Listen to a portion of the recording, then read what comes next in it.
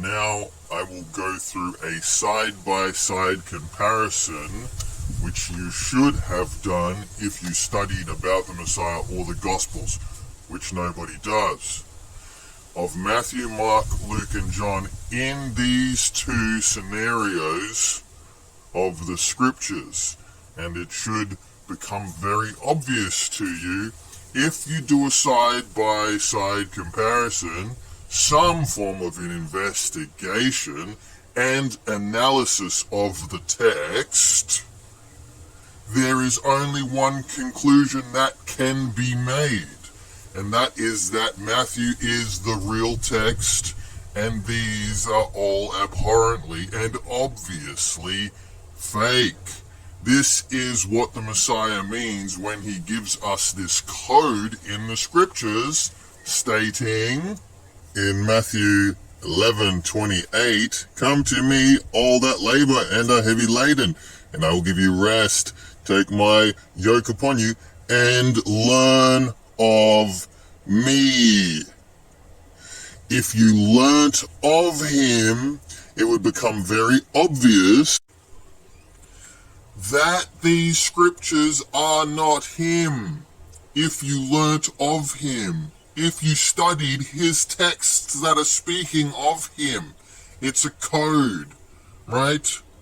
So he doesn't need to do this weird voodoo juju where he makes spit on the ground and a clay to put on someone's eyes to heal them. He doesn't need to do all of these things, and these are all obnoxiously fake and not him, right? So let us study the abduction of the Messiah, where he gets taken to be crucified, and his last words. And now in Matthew, we're going to use this as the standard because it's clearly the Messiah, right? And we're going to look at how obnoxiously these differ and don't represent the Messiah whatsoever.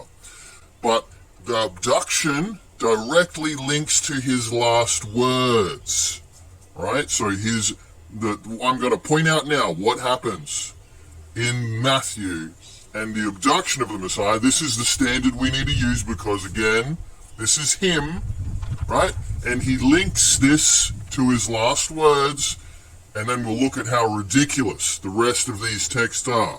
So what does Matthew say? I'm going to specifically look into this one section of the abduction. We are going to specifically look at the cutting off of the ear scenario, right, in all of the books.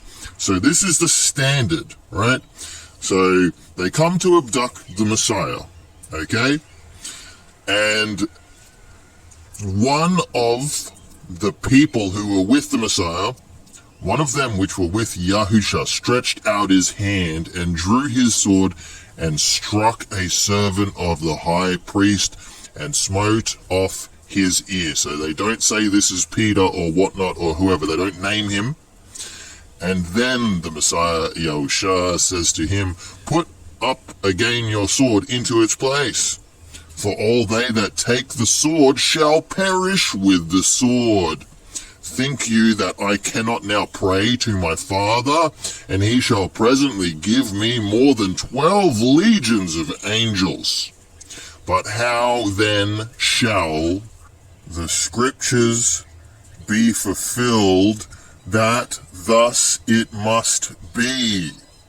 So he's saying the scriptures need to be fulfilled. Remember, the Messiah knows what's happening. He says he's going to be crucified. He tells everybody to take up their cross, right? He's not an idiot. He knows what is to take place. So he's directly quoting what is prophesied. What is the prophecy? He tells us in his last words. This is how it's linked, okay? So the abduction of the Messiah is directly linked to his last words, because in his last words he quotes the prophecy. And you see, this is a logical response from the Messiah, because what is a commandment? Thou shalt not kill. So why would the Messiah, okay, tell you it is okay to take out your sword and start lashing at people for no apparent reason, right? Anyway, so let's look at the most ridiculous version of these chains of events. the Gospel of Luke, where just before the incident of the cutting off of the ear, the Messiah is saying, "Yo fam, he that has no sword, let him sell his garment and buy one." So we've got the standard of the Messiah, who's saying who lives by the sword is going to die by the sword. But in Luke, apparently our Messiah is saying, "Yo fam, strap up G's. Gang gang fam, let's all chuck in our cars and buy some blickies, right? Let's all strap up fam, and let's go take down these oppressors, right? Let's just ignore commandment of thou shalt not kill. Let's go strap up fam and arm up and take the fight to them, right? Right, G's? This is what the Messiah says, right? This is honestly what you think he says. Gang gang, strap up fam, right? Completely logical. Completely, totally the Messiah. Right? And then here's the illogical construction of Luke, as we're going through illogical constructions of sentences. So they're about to take him, and they saw what would follow. And then they said to the Messiah, "Shall we smite with the sword?" Doesn't even wait for a response. And then one of them smote the servant of the high priest's ear. So illogical construction.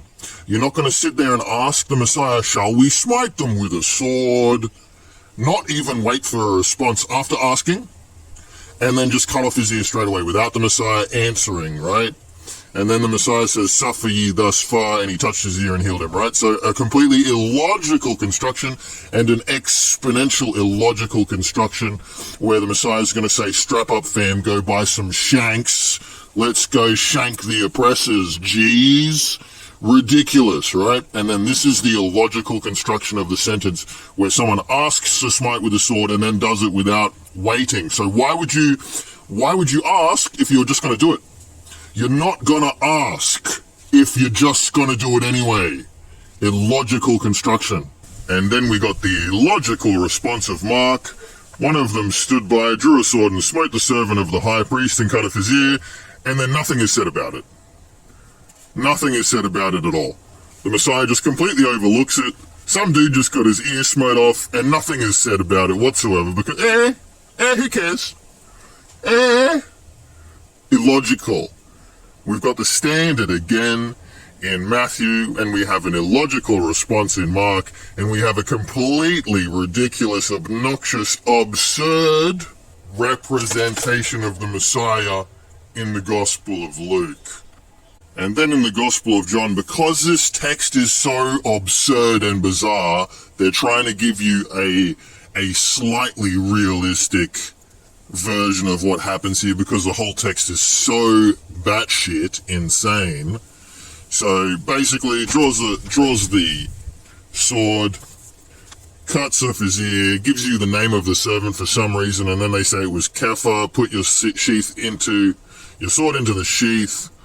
And then says, "The cup which my Father has given me shall I not drink," slightly pointing to what the original Gospel of Matthew says. This is prophesied, right? Oh, so this is, Anyway, it's stupid. I shouldn't have to show you people this. You should be able to, do your own deciphering and your own side-by-side comparison. So we clearly got the normal response, and then we've got this. This is ridiculous, right? Let's continue into the last words of the Messiah, and this pieces it all together.